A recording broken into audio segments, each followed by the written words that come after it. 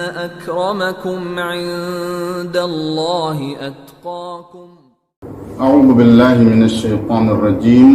بسم اللہ الرحمن الرحیم. ان اکرمکم عند اللہ اتقاکم. بے شک تم میں سب سے باکرامت و بافضیلت وہ لوگ ہیں جو سب سے زیادہ باتقوا ہیں. ظاہر سی بات ہے کہ قرآن کریم نے بہت ساری چیزوں کو فضیلت کا معیار بتایا ہے. مثلا علم ہے، ہنر ہے اور کئی چیزیں ہیں، اور دنیا والوں نے بھی کئی چیزوں کو برتری کا معیار بنایا ہوا ہے اپنے اپنے حساب سے، جس کو اسلام تسلیم نہیں کرتا. مثلا بعض لوگ سمجھتے ہیں کہ پیسہ زیادہ ہو تو یہ برتری کا معیار ہے، حالانکہ قرآن اس چیز کو تسلیم نہیں کرتا. لیکن وہ واحد معیار جو اللہ نے قرآن میں بیان کیا ہے جو کبھی بدلتا نہیں ہے، کیونکہ علم بھی اگر کسی کے پاس بہت زیادہ ہو جائے تو ممکن ہے وہ انسان مغرور ہو جائے اور اس علم کی وجہ سے گمراہ ہو جائے، جیسا کہ قارون کا واقعہ خود قرآن میں موجود ہے. تو ایک ایسا معیار اللہ نے دیا ہے جو کبھی نہیں بدل سکتا، وہ تقویٰ ہے. جس کے اندر جتنا تقویٰ ہوگا اس کی اتنی برتری اور فضیلت ہوگی.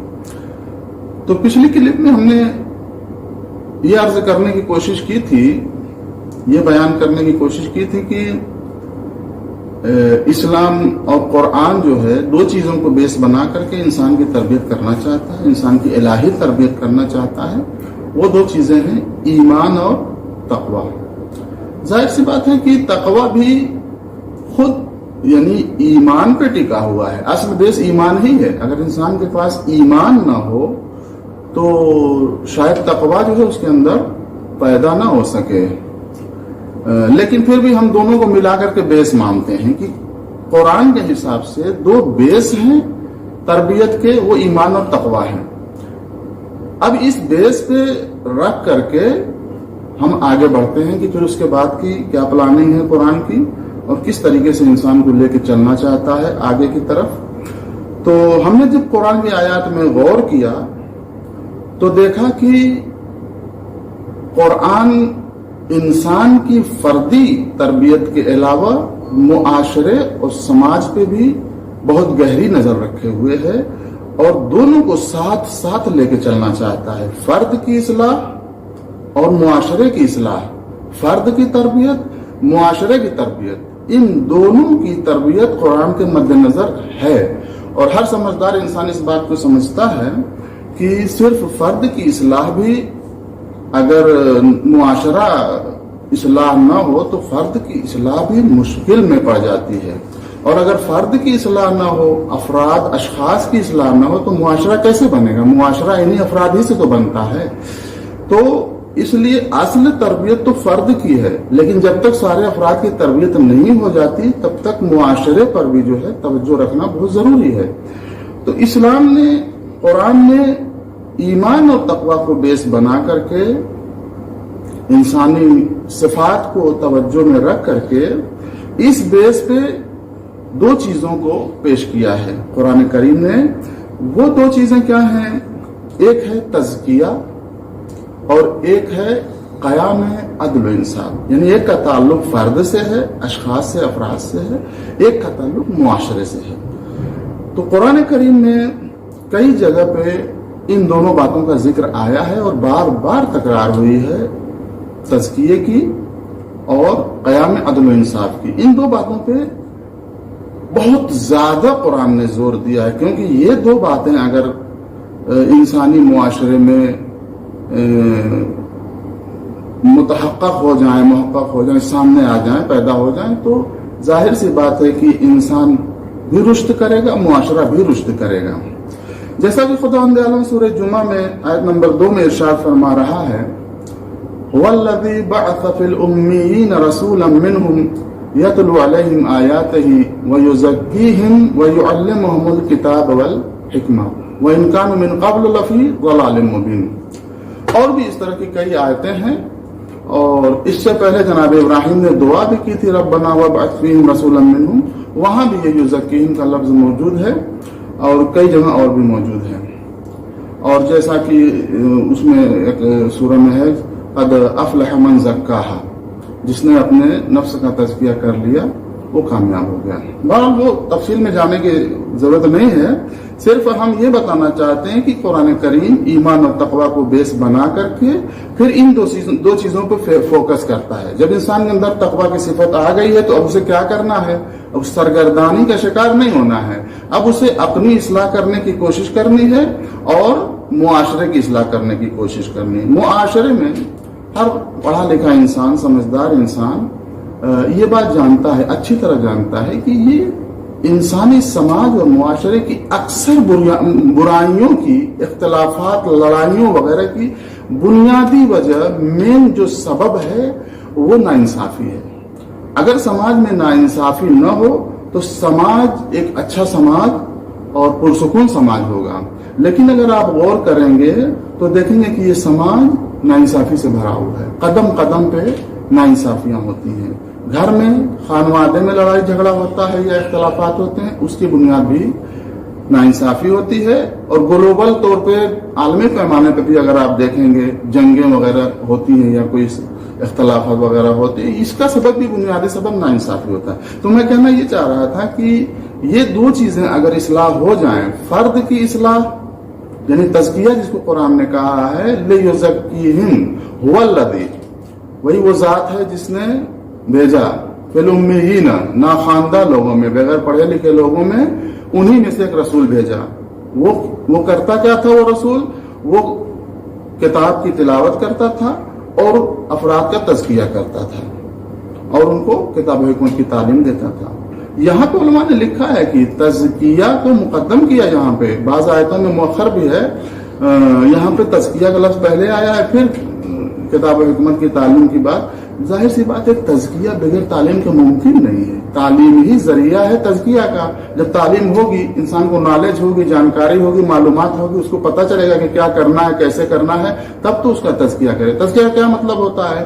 تزکیہ کا معنی ہے عربی زبان میں تطہیر، تطہیر بھی عربی کا لفظ ہے، یعنی پاک کرنا، اپنے وجود کو پاک کرنا، صاف کرنا، آلودگیوں سے نجات دینا۔ اب یہ آلودگیاں فکری اعتبار سے ہوتی ہیں، ان کو اعتقادی بھی کہہ سکتے ہیں، یعنی انسان کے فکر میں جو جن چیزوں کو وہ مانتا ہے، اور اسی طرح سے عمل میں، عملی اعتبار سے ہوتی ہیں، یا اس کے اخلاقی اعتبار سے جو دل میں، اس کے باطن میں، اس کے روح میں جو بیماریاں وغیرہ ہوتی ہیں، حسد فلاں فلاں، اس کا الگ ٹاپک ہے، بعد میں بیان میں۔ بہرحال تو تزکیہ یعنی تطہیر، پاک کرنا انسان کے افکار اور اعمال اور اخلاق، یہ تین چیزوں کی تطہیر پر زور دیتا ہے قرآن کریم، ایمان اور تقوی کو بیس بنا کر کے۔ کیونکہ جب انسان کے اندر ایمان ہوگا اور تقوی کی صفت پیدا ہو جائے گی، اور پھر وہ ان تین چیزوں کی تطہیر کرے گا، اپنی افکار، اعمال اور اخلاق کی تطہیر کرنا شروع کرے گا، تو یہ انسان دھیرے دھیرے جو ہے اللہ سے نزدیک ہوتا جائے گا، اس کا وجود اوپر اٹھتا چلا جائے گا، اس کی شخصیت نکھرتی چلی جائے گی۔ اور دوسرا جو ہے، جو مین یعنی ٹارگٹ ہے جو انسان کی تربیت کی، چونکہ میں نے کہا کہ صرف فرد پہ توجہ نہیں کرتا قرآن کریم، قرآن سماج پہ بھی پوری طور پہ جو ہے نظر رکھتا ہے، معاشرے پر۔ تو معاشرے میں جو سب سے اہم چیز ہے وہ عدل و انصاف کا قیام ہو، کہ انسان جو ہے عدل و انصاف کرے اور عدل و انصاف کو پسند کرے۔ لیکن معمولاً ہوتا کیا ہے، انسان کے ساتھ ناانصافی ہوتی ہے، میرے ساتھ ناانصافی ہے تو میں چراغپا ہو جاتا ہوں، ناراض ہو جاتا ہوں، لیکن میں خود دوسروں کے ساتھ ناانصافی کرتا ہوں۔ اور میری نظر میں سب سے بڑی ناانصافی یہی ہے، سب سے بڑی ناانصافی یہ ہے کہ میرے ساتھ ناانصافی ہوتی ہے تو میں چلا اٹھتا ہوں، میں خود دوسروں کے ساتھ ناانصافی کرتا ہوں تو بڑا خوش ہوتا ہوں۔ تو اس طریقے سے سماج جو ہے وہ ترقی اور خوشحالی اور سکون سے جو ہے دور ہو جاتا ہے۔ اس سلسلے میں بھی کئی آیتیں ہیں۔ سورہ حدید آیت نمبر 25 میں اللہ تعالیٰ ارشاد فرماتا ہے، لَقَدْ أَرْسَلْنَا رُسُلَنَا بِالْبَيِّنَاتِ وَأَنزَلْنَا مَعَهُمُ الْكِتَابَ وَالْمِيزَانَ لِيَقُومَ النَّاسُ بِالْقِسْطِ۔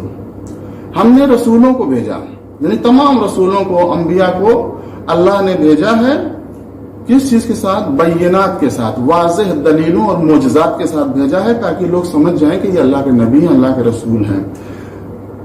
وَأَنزَلْنَا مَعَهُمُ الْكِتَابَ وَالْمِيزَانَ، اور ان کے ساتھ کتاب بھی بھیجی، قانون قاعدہ بتا دیا، اور ایک میزان یعنی ترازو شریعت بھیجی تاکہ اس کے مطابق جو ہے وہ پرکھا جا سکے۔ میزان کو اردو میں ترازو کہتے ہیں، ترازو پہ جو ہے انسان تولتا ہے، تو تولنے کے لیے جو ہے تاکہ لوگوں کو آپس میں اختلاف نہ ہو، اختلاف ہو تو اس پہ تول کر کے اس کو فیصلہ اس میں کر دیا جا سکے۔ لیکن یہاں پہ جو مین چیز بتائی گئی ہے کہ یہ انبیاء کو کس لیے اللہ نے بھیجا ہے۔ ممکن ہے کوئی آج کا نوجوان یہ سوال کرے کہ اللہ نے 1,24,000 انبیاء کو کیوں بھیجا ہے، تو ایک لفظ میں اس کا جواب یہ ہوگا کہ اللہ نے انبیاء کو بھیجا ہے تاکہ معاشرے میں عدل و انصاف قائم ہو۔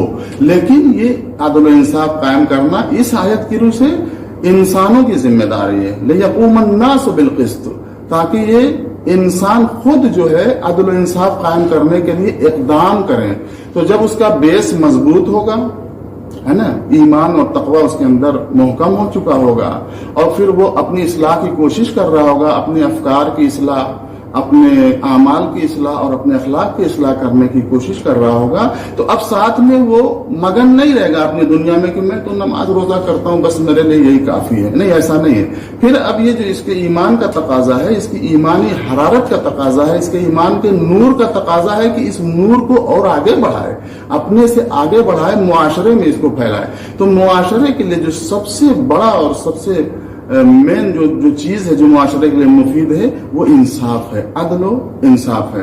تو اس آیت کی روح سے انسانوں کا، یعنی جو انسان اللہ پہ ایمان لا چکا ہے، آخرت پہ ایمان لا چکا ہے، تقوی کی صفت کسی حد تک اس کے اندر پیدا ہو چکی ہے اور اپنے تزکیے کی فکر میں لگا ہوا ہے، تو اب اسی کو اس کو بس نہیں کرنا ہے، اب وہ معاشرے کی اصلاح کرنے کے لیے کوشش کرے گا، لوگوں میں عدل و انصاف پیدا کرنے کی کوشش کرے گا۔